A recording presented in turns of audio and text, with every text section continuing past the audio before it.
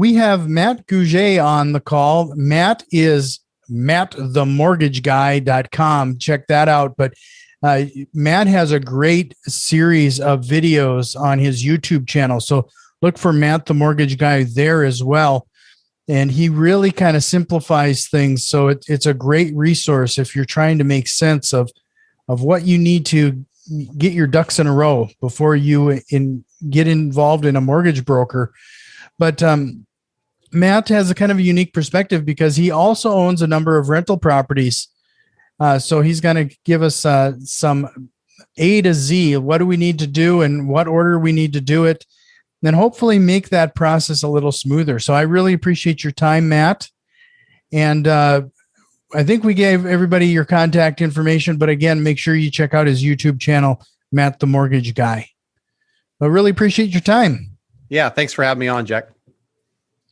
So, well, let's start things off. I'm always curious, a couple things, and my listeners have probably heard me say this more times than not.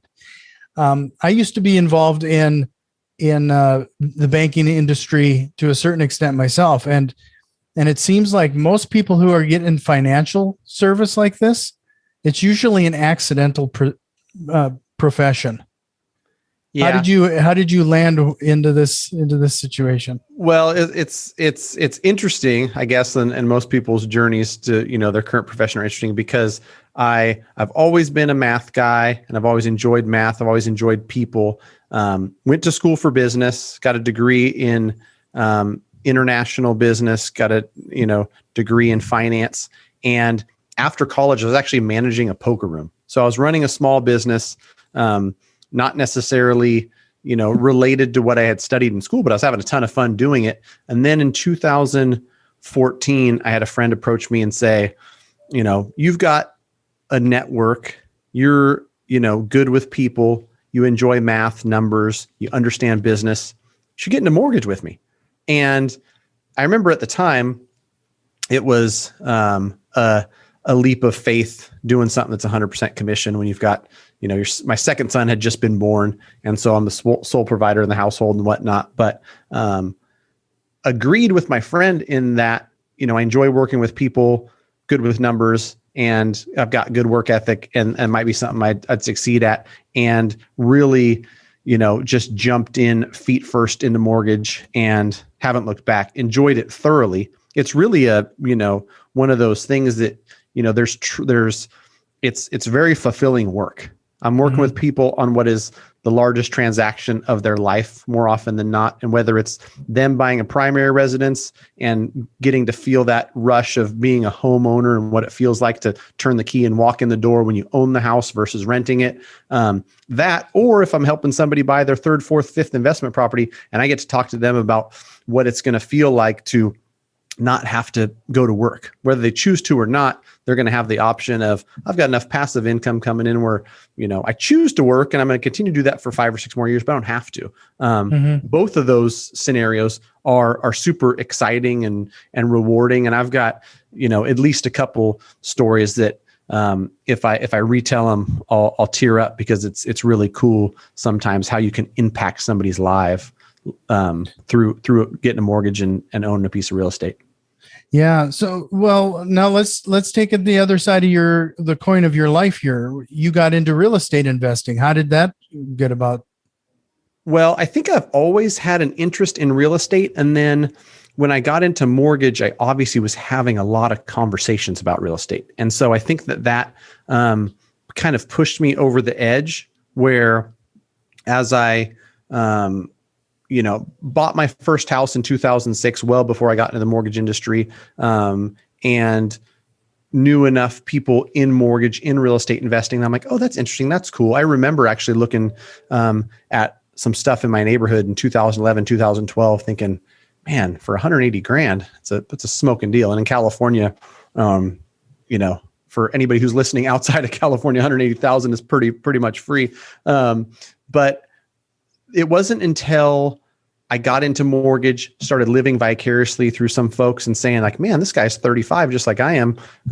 He owns 24 single family properties that kick off $7,500 a month in passive income. Like, that's pretty cool. Why am I not doing that? And I tell this story to a lot of people who are just getting started. As much as I was involved, as much as I knew, and as much as I was gung-ho about real estate, I procrastinated like anybody else. And I put it off and talked about it and listened to every single Bigger Pockets podcast. And it took what was 3 or 4 years until I finally pulled the trigger, bought that first investment property. That wasn't just my primary that I bought in 2006. And then, the next year did what a lot of people do in their real estate investing journey, was just moved out of my primary and bought a new primary. And that old one became an investment property. And then from there, it was, a couple of multifamilies and then another single family. And it was off to the races. And now it's something that I'm actively doing. I'm actively, alongside the clients that I'm working with that are looking at investment properties, I can have the conversations with them about what they're doing, the criteria that they're looking for and all that. On a higher level, I think, because I'm doing the same thing. And when I talk to them about cash on cash returns and, whether they're looking in a B+ neighborhood or a C- neighborhood, I'm actively doing that myself, which I think for investors, it's important for you to connect with a real estate agent who's also an active investor if you're looking for investment properties, and also a mortgage broker, because, the things you're going to look for and the advice you're going to get is going to vary based on your goals. And if you connect with somebody who's got similar goals, or at least is walking that same path, I think you get higher level advising that way. Mm-hmm. So, you've done this for quite a while now, and you've probably advised a number of first-time real estate investors. When do they get somebody like you involved? Because you're a mortgage broker, and we probably should define what a broker is, because you're not technically going directly to a bank. You're going to a broker that can kind of help you find the best options, right? Right, exactly. And I'm a big proponent of the broker channel. I've been a broker since 2018. I spent the first 4.5 years working in retail, which just means that I was working for one company, and every loan I did went to that same company. And, if you can think of it like a State Farm insurance agent, all of their policies get written to State Farm. Then if you talk to a broker, they can look at 15 different companies, 30 different companies, whatever it is. As a mortgage broker, I'm able to take the client's specific scenario, 675 credit score, 3.5% down, no, foreclosures or what have you, and this price point, whatever it is, all those different factors that go into what type of mortgage is best for them. I'm also going to look at different lenders and say, this lender is offering great pricing on that scenario. This lender, not so much. This lender can close it in 22 days. And I know we need to close to actually get an offer accepted in this market. All those different scenarios, I get to shop between different lenders and say, for you, based on your scenario, based on what you're trying to do, here's the best lender for your situation, and submit the loan to that specific wholesale lender. So that's been fun and exciting. That's what I do as a mortgage broker. Back to your question about the first time investor, you want to get an idea of what your goals are. And then I think as soon as possible, I advise people, if nothing else, a conversation with a mortgage professional. And it could be a mortgage broker. It could be a retail banker. I'm biased, and I think that the mortgage broker is the best place for someone to get a home loan. But whatever you do, you want to have the conversation around how you're going to finance the real estate you're trying to buy. Because I can tell you from experience, I'll talk to people all the time that aren't sure how much money they need to put down. They're not sure if they even qualify. They're not sure if they should be putting themselves and their partner both on the loan. They're not sure, all these different things that before you get out there and start thinking about putting in offers or what type of cash on cash returns you're going to receive, let's first see how much you qualify for, what type of program that is that best suits you, how much you're going to have to put down. Because then, the money, the capital requirements might affect, you might have thought you were going to put 10% down. And then you hear like, oh, if I'm buying a 3 to 4 unit, I've got to put 25% down. I didn't realize that. All those things are a good reason. And getting pre-approved for a mortgage is absolutely free. It doesn't cost you anything. And every single day, probably, either myself or somebody on my team talks to somebody, I don't want you to pull my credit yet. I don't want to get pre-approved. I don't want to do all that. Well, you kind of have to really have an understanding of exactly what you qualify for and what the loan's going to look like. So I spend the money pulling your credit report. I spend the time, effort, and energy, me and my support staff, working through your file and figuring out your income and all that other stuff. And we're more than happy to do it. It doesn't cost you a dime.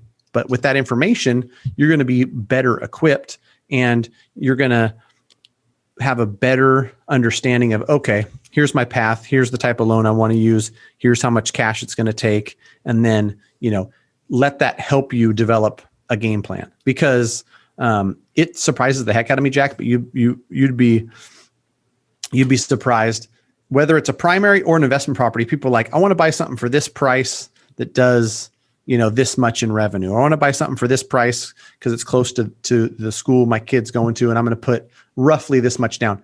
No idea what the payment is. No idea what the numbers look like. And these people, not all of them, but they're walking through open houses. They're submitting offers, not having any idea what the numbers look like, when all it takes is an hour of their time, application docs, get it into a professional who can review it and then tell you, okay, if you buy it $375, here's what it's going to look like. You buy it $400, here's what it's going to look like.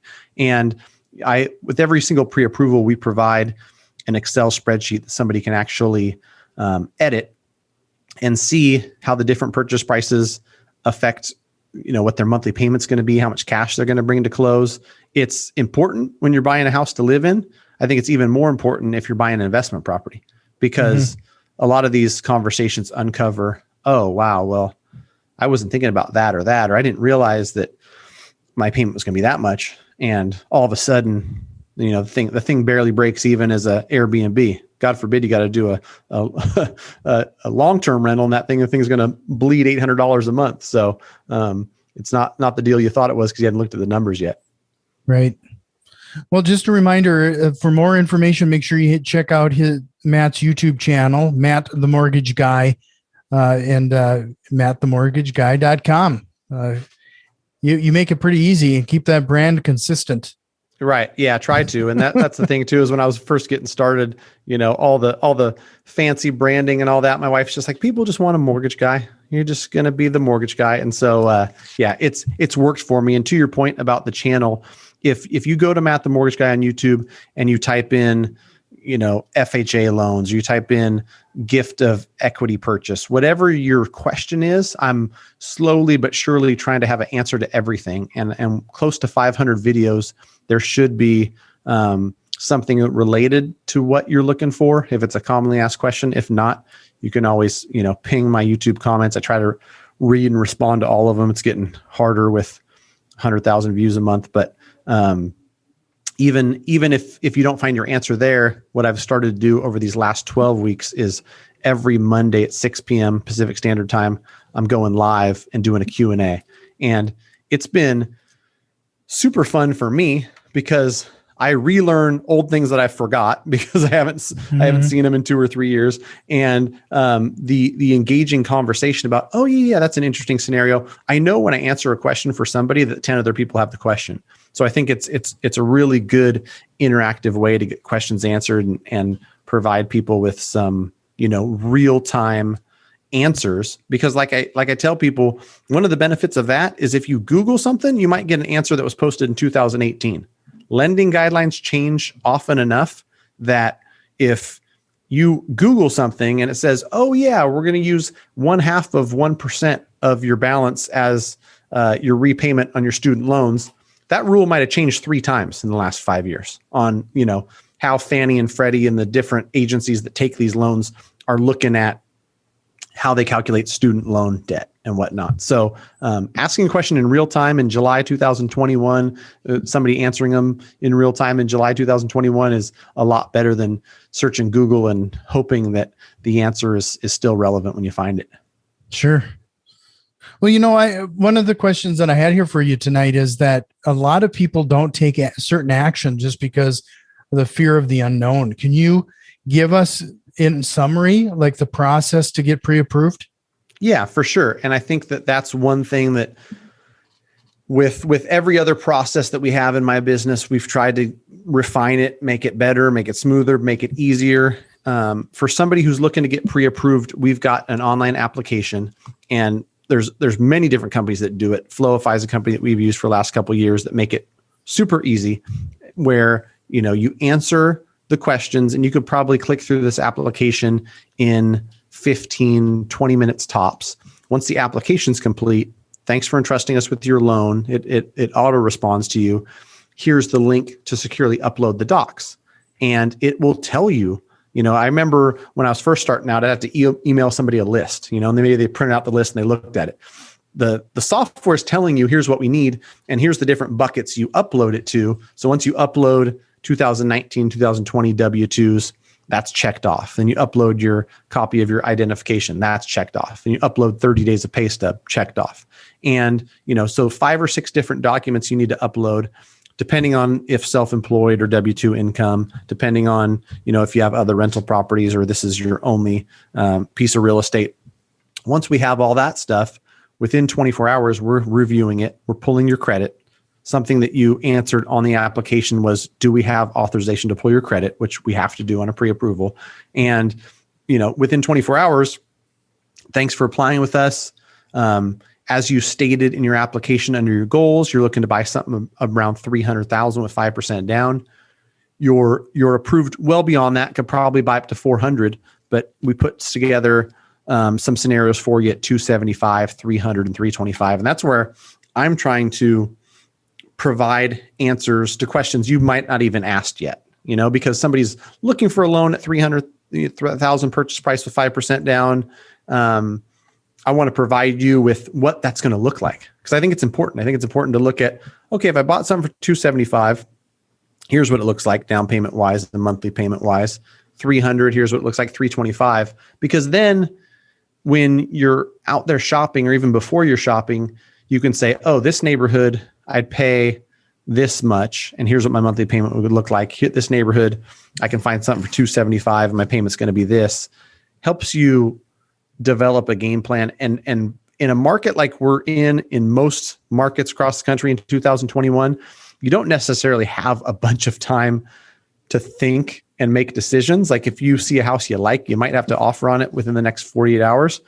So having all the information beforehand and knowing exactly what you're looking for and price-wise and what that mortgage payment is going to look like, I think it relieves a lot of stress, because then you just know, if I find something I like, I know I'm comfortable with the payment at 325. I know that we have the down payment funds and a little bit extra to make that happen. So 325, I'm comfortable with. Then you go in and you fall in love with the house. It's not an emotional decision. It's I've already thought about this in advance, and we're ready and able to pull the trigger at this price. Let's submit an offer. So, with that being said, what is a person's timeline? Like from the beginning, from that time they apply and get you all the paperwork to the time you get an answer back? How long does that typically take? Well, for us to get somebody an answer on if they're pre-approved, we aim to have that back to them in 24 to 48 hours. And so that will say you're pre-approved. And, there's some circumstances where you might be commission-based, or you might have variable pay, or there might be something where we have to verify. We've got to get a verification of employment from the employer that breaks down your pay. That can cause a little bit delays, but 9 times out of 10, we're back with the person within 24 or 48 hours to have that pre-approval piece. And then, depending, and, somebody might watch this a year from now and the market might have changed a little bit, but appraisers' workload, lenders' workload, and all this stuff, we'll advise the agent on how they want to write the offer. Are we able to close loans in 22 days? Some markets it's yes, other markets it's not. I remember, when we could get appraisals back in 7 or 8 days, it was no problem. And in 2021, we're having a little bit of trouble getting appraisals in under 14 days. So some of the 14, 15-day closes might be more challenging in some markets, but the closing process and actually getting offer accepted from start to finish, that might be 21 to 30 days with most brokers. And then once you're pre-approved, how long is that available to you? Like how long is a pre-approval good for? That's a really good question. Such a good question. I made a YouTube video on it, but I'll answer it here too. Generally, a pre-approval means based on all the information we have, we can get you a loan up to this amount with this percent down if nothing changes. And so like I tell people, if you don't change jobs, if you still have the money in the bank, if nothing's changed on your credit profile, it's still good. After 90 to 120 days, if you're still actively looking, we want to pull a fresh credit report. We want updated documents, just because once that loan gets submitted, you get an offer accepted, we actually have to submit it to a lender. They're going to want a credit report that's less than 120 days old, and they're going to want, the most recent pay stub. So we're checking in with buyers every 4 to 6 weeks to kind of ask them these questions. Has anything changed? Are you still actively looking? Because as you can imagine, some people might go out, submit a few offers, they're gung-ho, and then they'll take a break and they're not doing anything for 2 months. But when you're actively looking, you want to get in updated documents probably once a month or once every 6 weeks, and then you'll freshen up the pre-approval with a new credit pull once every, let's call it 4 months. So with that being said, while they're pre-approved and they're out actively looking, are there any activities that they should avoid to make sure that they maintain that pre-approval? Yes, they should definitely avoid anything that's going to change their credit profile. And this is a big one that, as much as people try to shout from the rooftops about not buying a new car or doing anything like that, that definitely affects your pre-approval, because we pre-approved you based on you've got this much in debt, you've got this much in income, you qualify for this amount.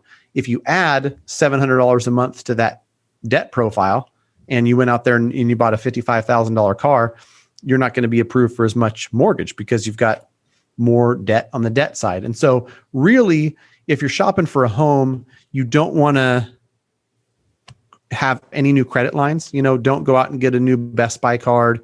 Don't go out and, get your credit pulled at the car dealership, and certainly don't buy a car because that stuff will affect it.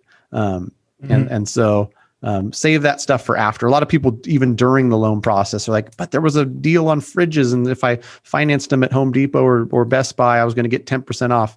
Just wait until you close on your home before you start opening up new credit cards or adding new debt. Sure. So with the rental property mortgages, is there any restrictions? Like, are you capped at a certain number of rental properties that you can use? Yeah. So most people, they want conventional financing because it's the best terms, the best rates and terms. And, on a single family investment, you could probably get 3.5% without paying any points. Fannie and Freddie, who are the backers of those conventional loans, limit you at 10. And so any individual is going to be capped at 10. I know some banks and some of the institutions that are a little bit more strict might even limit you at 4.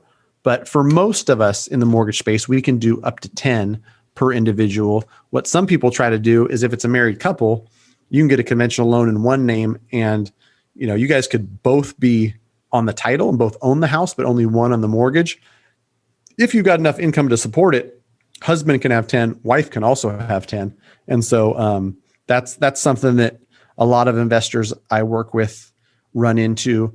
As a residential mortgage broker, all I do is 1 to 4 unit residential stuff. And so once you get to those 10, you want to, if you're looking at commercial loans, you're looking at some blanket loan where you can wrap those all into one. That's a commercial lender that you're going to have to speak to do some of that stuff, because there's people out there that are 50, 60, 70 properties and different mortgages. And that's going to be a different type of product, different commercial product. Yeah. And I'm glad you brought up the 4 units, because up to 4 units, they can even qualify for a first-time home buyer. Correct. Yeah. And for investors, I was just talking to a kid yesterday who was 18 and he's all gung-ho about buying his first property. If I could go back and buy my first property 18, 19, 20, 21, whenever you've got enough income to support it, you can buy a 4 unit with an FHA loan and put 3.5% down. And the 30-year fix is going to be in the 2s on that mortgage. You're not going to ever find a way to get into a multi-unit for for less than that. And Mhm. when you're single, you don't have a family, you don't mind living in a 2-bedroom, 1-bath that's part of a 4-unit complex. And then you decide to move out and you go buy a single family, you go buy a duplex or whatever you end up doing. Now you've got 4 rental units. It's really a nice little kickstart to buy your first primary and 3 rentals all in one shot, all with 3.5% down. And you move out to your next place and you've got 4 rental units now. It's a cool product. And I think the video on my channel, it's just FHA 2 to 4 units that talks about that, because it's a great way as an investor to get started. Do you have to live in that unit for a certain amount of time for it to? Yeah. So FHA, at least your intention is to live there for 12 months. And people ask me this all the time, and they've been in it for 10 months and they want to, the multifamily living next to 3 of your tenants isn't what it's cracked up to be. And so they want to move out. You're not going to have the FBI knocking on your door if you move out after 11 months. But when you sign the documents, the FHA loan is an owner occupied loan. You have to live there. And your intention is that you're going to move in and live there for 12 months.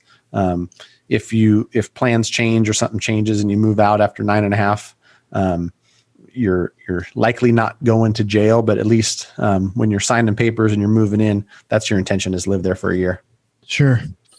Well, I'm going to back up just a hair. We kind of went down one avenue just because that's where the conversation led us. But you mentioned uploading a bunch of documents when they go through the pre-approval process. What type of documents would you typically need from people? For a pre-approval, it's going to be 19 and 20 tax returns. I'm sorry. Let me back that up. If you're self-employed, we need tax returns. If you're not self-employed, all we need is W-2s. But past 2 years. So for now, we're collecting 19 and 20, and we'll just say W-2s. We'll pretend like you're a W-2 employee. 30 days of your most recent pay stubs, 2 months of your most recent bank statements, and a copy of your ID. And really, that's all we need, is the full application and those items. When you're self-employed, we need your tax returns. If you own multiple properties, we'll need your full tax returns. There's always going to be certain circumstances where if you receive alimony, we're going to want copies of that paperwork. If you've got other types of things going on with the purchase, then there might be other documentation. But for the most part, a lot of people who, you work for the state of California, it's fairly straightforward. 30 days pay stubs, two years of W-2s, 2 months of the bank statements, wherever the down payment's coming from, and a copy of your ID. And it's that simple. Sure. Well, I really appreciate this, Matt. This has been very insightful. And I want to remind everybody again to check out Matt's YouTube channel, Matt the Mortgage Guy. And before I let you go, my last question is there a question you wished I would have asked you here tonight? I don't know. I mean, I think that you dug into the spots that I'm passionate about, helping people out, and maybe if you ask me a question on what my mission is with the YouTube channel, it's just simplifying things. Because there's so many people out there that are just talking with so many big words and making it so complicated when it's really not. I feel like, from 18-year-olds to 87-year-olds, I've walked just about every type of person through this loan process, whether they understand how to work a computer or not, whether they're, college educated or not. And everybody that has come across my desk or worked with me and my team, hopefully they found the process to be pretty straightforward and easy. And it's been a constant evolution of the business to try to make it that way. Because from the day I started the YouTube channel, I took advice from my wife that was, pretend like you're talking to my grandma. Stop with all the fancy words and all the stuff you learned becoming a loan officer. Just use simple terms. I mean, even as simple as just calling it a home loan. Sometimes I'll talk to people and they're like, mortgage, what's mortgage? A home loan. I'm going to help you get a home loan. And so, that's something I take a lot of pride in. Something I've been working on is simplifying it for folks. Well, I really appreciate your time, Matt, and hope you can chat again sometime. Cool. Thanks, Jack.